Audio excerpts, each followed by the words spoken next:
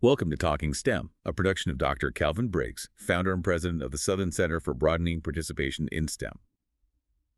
Today, we are getting into a topic that is just dominating every conversation in education right now, the AI in action, navigating the future of classroom learning. Our sources for this are really very focused. We're pulling directly from the recent 2026 Summit for Alabama STEM Education and Workforce, specifically Dr. Briggs's big AI in action presentation, and also his analysis in the STEM Forward LinkedIn newsletter. Right. And our mission today is to, cut through some of the noise, the panic, and the hype. We're going to be extracting the key insights on how you balance the innovation, the sheer power of AI with academic integrity. So for all the educators, the administrators listening, this is about how AI can actually be used to hit that ultimate goal. Student retention and completion. Exactly. Okay, let's unpack this, because before we can even get to the solutions, we have to talk about the conflict, right?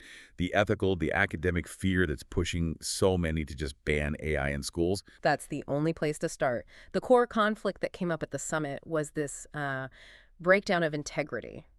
And it's on both sides. Both sides. Yeah. You have students asking AI for complete answers, and then you have teachers leaning on it to generate their entire lesson plans. So it's a closed loop. If everyone is circumventing original work, you end up with what the sources called identical and academic output. It just completely undermines the whole point of education. And this leads right to that number one concern from educators, which is the erosion of critical thinking. Right. The fear is that the student workflow just becomes, type it in, spit it out, turn it in. With no real engagement. No engagement at all. You're basically trading deep understanding for a kind of manufactured efficiency. It's a huge plagiarism concern, obviously. But what really stood out to me from the sources was how this conflict went way beyond academics. It did. It got into some really serious social and emotional health issues. Yeah, that part was heavy. Incredibly heavy. An educator shared a story about a suicide linked to a student who'd formed this really intense, dependent relationship with an AI companion. Wow. And that just raises this massive red flag about diminished human interaction, especially for students who might already be isolated. They described it almost like an addiction, right? Yeah. Chasing dopamine hits. Exactly. Causing people to prefer, and this is a quote, living in their relationships with AI instead of dealing with actual human interaction. Which is so complex and messy. Right. And it's not just struggling students taking these shortcuts. The presentation brought up the University of Alabama in Huntsville.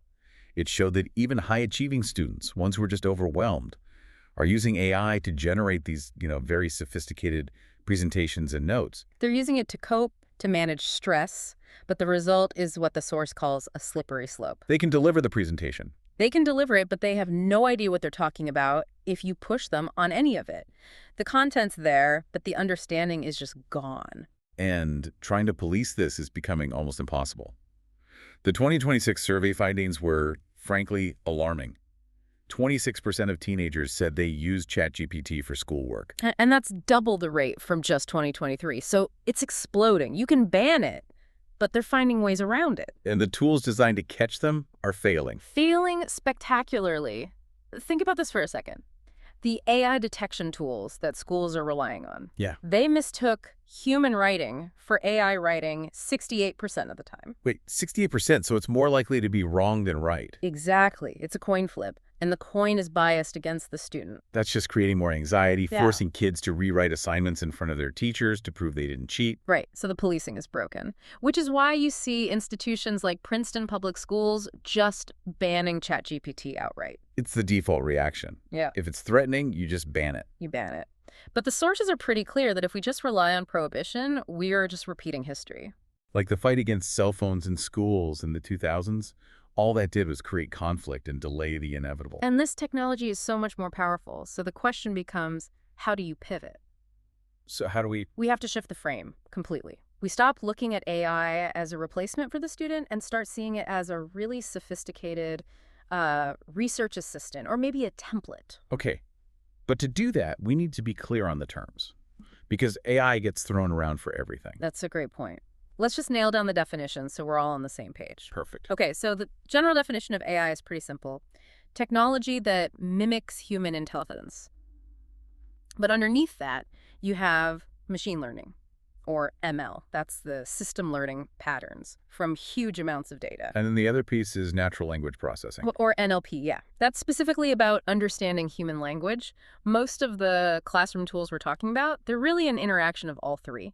Okay, so with that lens, if we accept this powerful assistant is here to stay, then the big insight from Dr. Briggs is that the human, the student, has to stay in the driver's seat.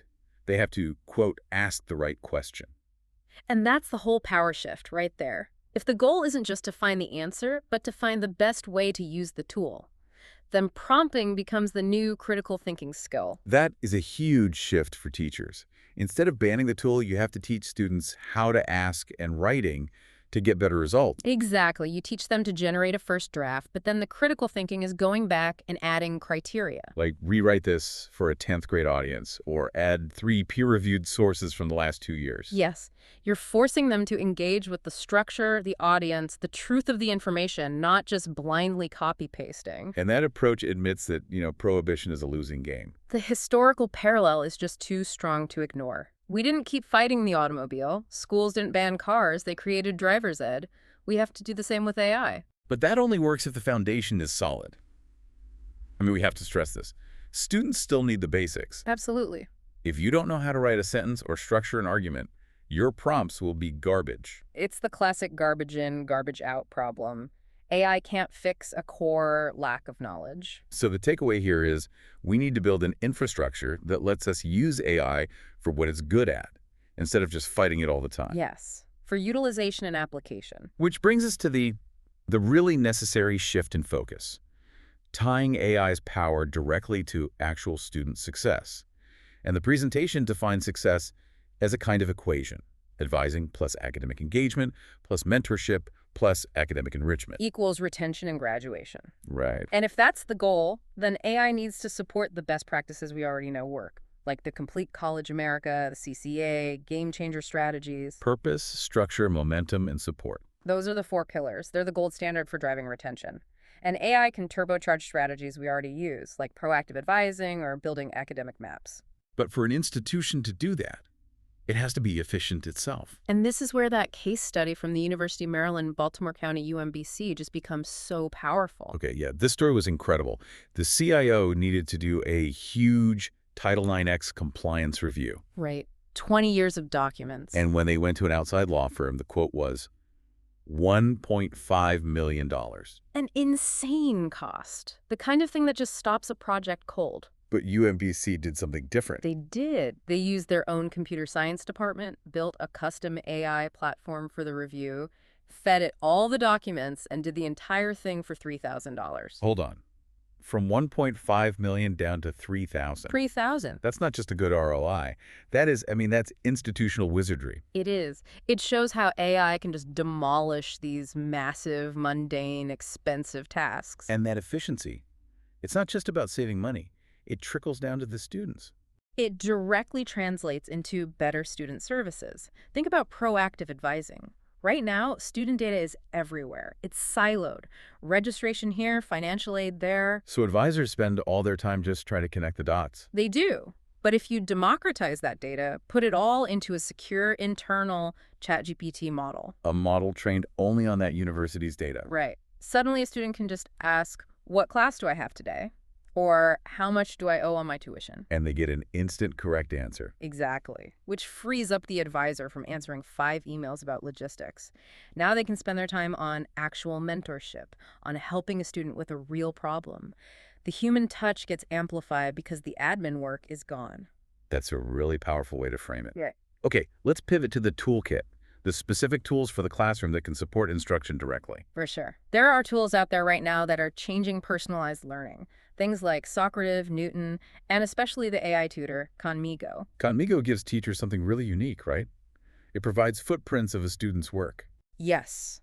You see the process, not just the final answer. You can see that, Abigail was working on acids and chemical reactions at 8 a.m., but she got stuck right here on step 3. That's invaluable data. It is. It lets a teacher use that precious one-on-one time so much more effectively. They know exactly where the friction point is.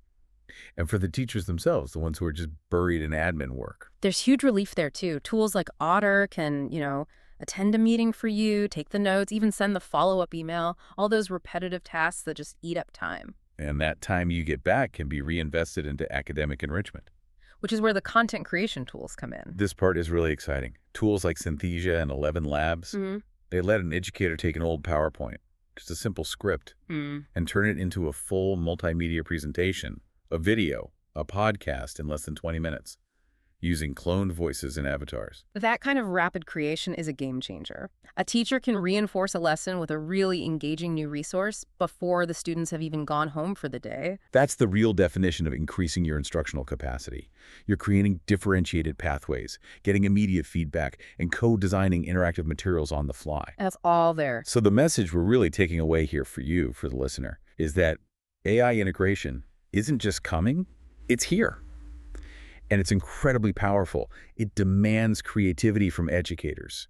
You have to be the one to leverage that power, to build the framework for that Synthesia video without letting it replace the foundational skills, like writing a clear sentence. The bottom line really is that we need the good guys, the advocates in education, to get out ahead of this. They have to be the ones working with administrators to set respectful, ethical policies around this tech. Because if they don't, others will certainly use these tools for the wrong reasons. And given the speed of it all, I mean, we heard about tech like Notebook LM creating a full podcast from notes and footage in 20 minutes.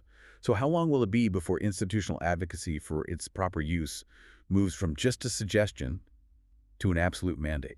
That's the question that should be driving policy decisions everywhere right now. It's challenging all of us to prepare for a future that looks very, very different. Thank you for joining us for Talking STEM.